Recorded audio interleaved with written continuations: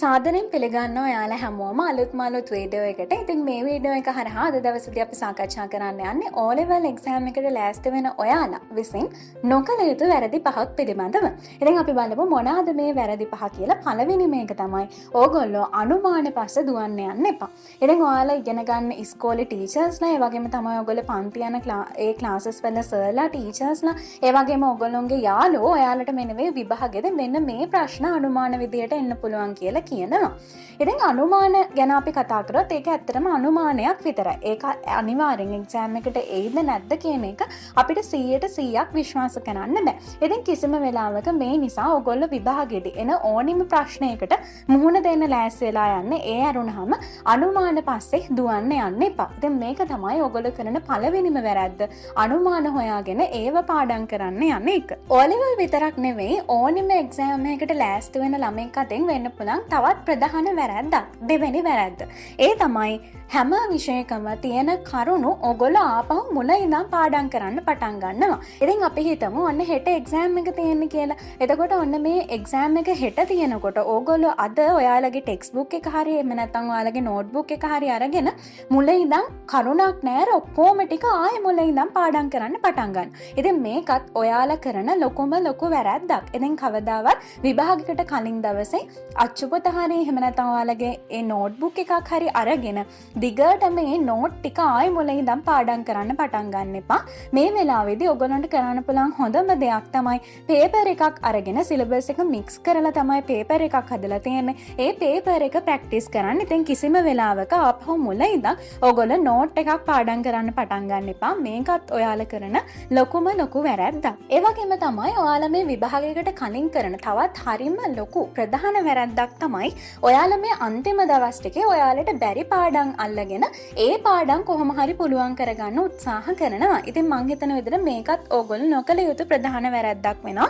මොකද ඕගොල්ලෝ විභාගයට කලින් දවස කිසිම වෙලාවක ඔයාලට බැරි අමාරු පාඩම් පස්සේ යන එක නෙවෙයි කරන්න ඕනේ. ඕගොල්ලන්ට පුළුවන් උපරිමයෙන් ප්‍රැක්ටිස් කරන එක තමයි කරන්න ඕනේ. ඉතින් ඒ නිසා විභාගයත් ඉතාමත් ආසන්නයේ තියෙන කෙනෙක් නම් ඕගොල්ලෝ කවමදාකවත් මෙන්න මේ අමාරු පාඩම් පස්සේ යන්න එපා. ඔයගොල්ලන්ට පුළුවන් ලේසි මේවා තව ටිකක් හොඳට පුළුවන් කරගන්න.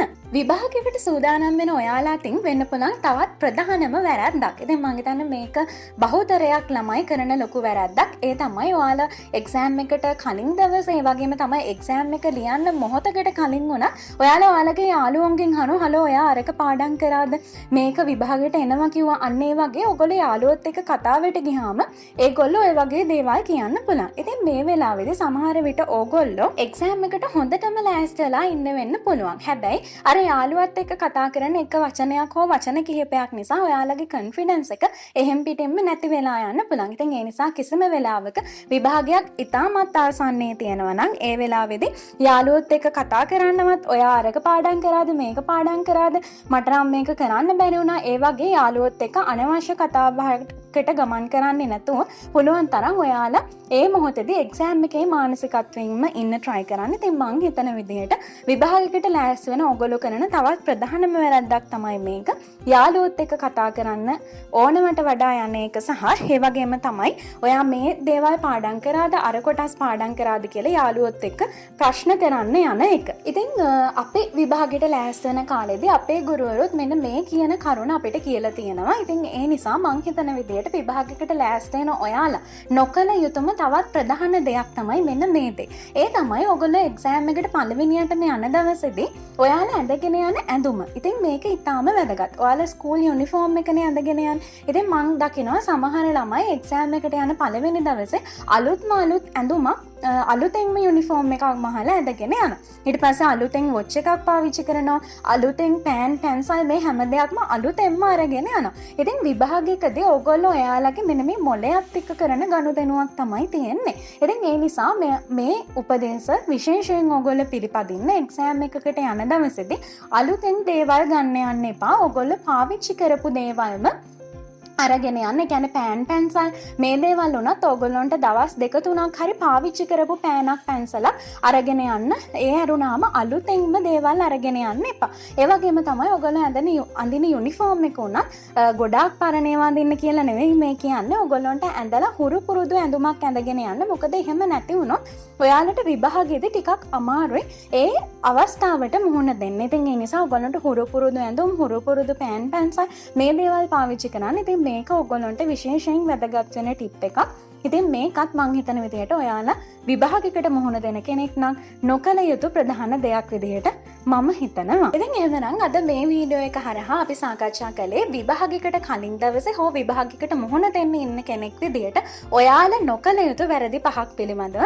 ඉතින් එහෙනම් අපි මේ වගේම තවත් වීඩියෝස් අපේ channel එකේ කරලා තියෙනවා.